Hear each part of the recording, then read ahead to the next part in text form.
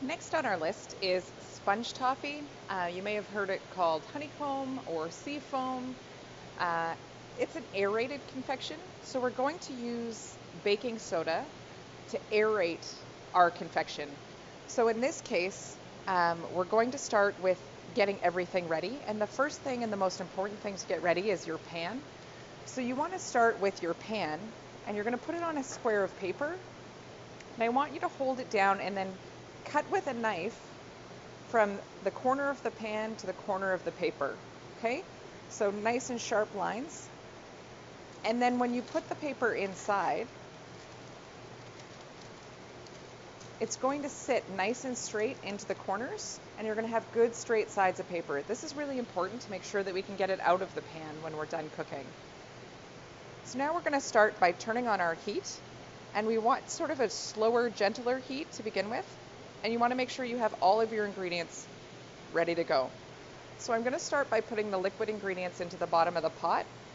So I'm putting in the corn syrup. And it doesn't matter if you're using golden or clear corn syrup for this. Okay, make sure you get it all in there. And then our water.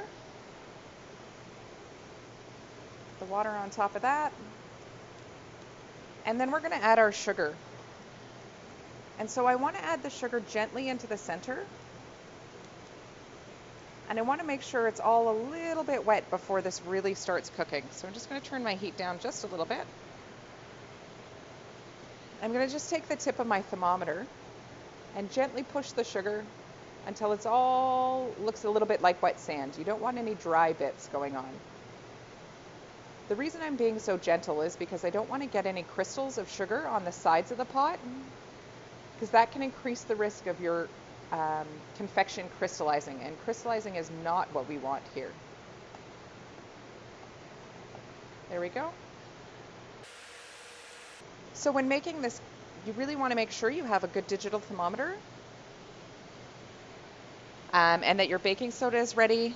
You want to have a sifter ready to go. So I've got that over here to the side. And we want to make sure that we are set to be able to read the temperature quickly. So once this starts boiling, it's probably going to happen pretty quickly because it's a small amount.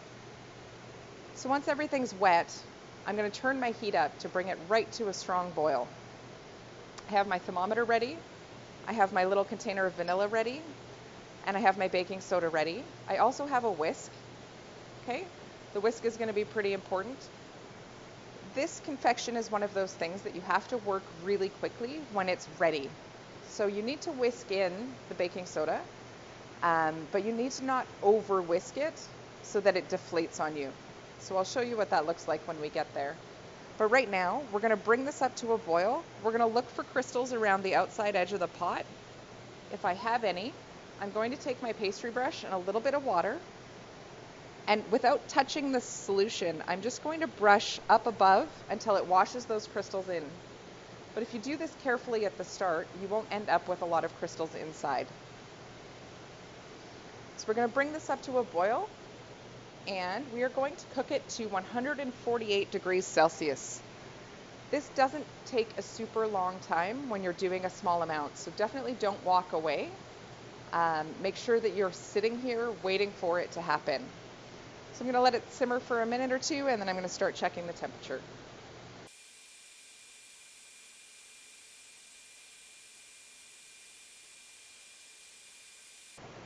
You'll notice I swirl my thermometer through just to make sure I'm getting a consistent reading through the whole pot. Okay, there we go. Turn the heat off. You want to take it directly off the heat. Pour your vanilla around the top. Be careful because it's going to steam. And then I'm going to sift my baking soda over the top. This is why, to make sure that we get all those little drops out. And now, working really quickly with a whisk, I want to give it a quick stir, trying to get into the corners of the pot. And then that's it. I want to pour it straight into my pan so that the aeration is happening in the pan. You want to scoop out as much as you can.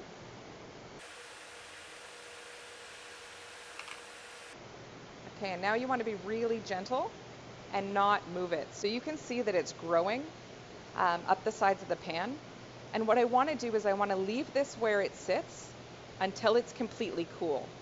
Once it's completely cool, we can remove it from the pan and break it up. That's probably going to take about half an hour. Again, don't put this in the fridge. The moisture in the fridge will suck to the sugar and it'll make it all sticky. So you just want to leave this at room temperature about 30 minutes. We'll check back on it.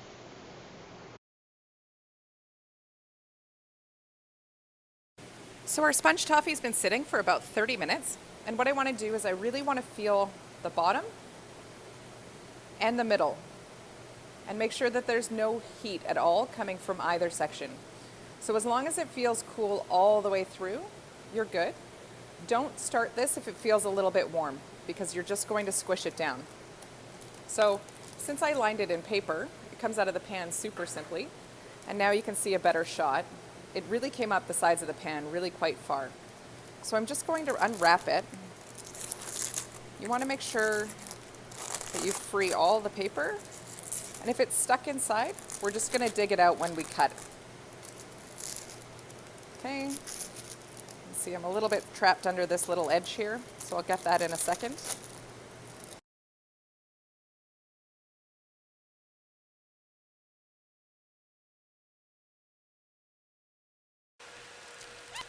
So keep in mind anywhere that you know that there's a little bit of paper left. So I know I've got a little bit in here, a little bit in here, and a little bit in here. So I want to make sure that I'm aware of that. But I'm just going to take a knife and just hit it. I'm going to look for paper. I'm going to free that up. And basically we're just going to chop it up into whatever size pieces that you like. This is a really great dessert garnish on a plate. You can sell it just like this. It's delicious if you dip it in chocolate. Just check again, making sure you get the paper out if you have any little bits of paper left behind. And there you have it. Sponge toffee or honeycomb. The little bits are great on ice cream, but it is great just as a snack. But what you're looking for when it's finished is that you have a nice even color, a good even bubble structure, and that you don't have any white balls of baking soda left behind. So that means you whisked it properly, it came up properly, and that the temperature was proper.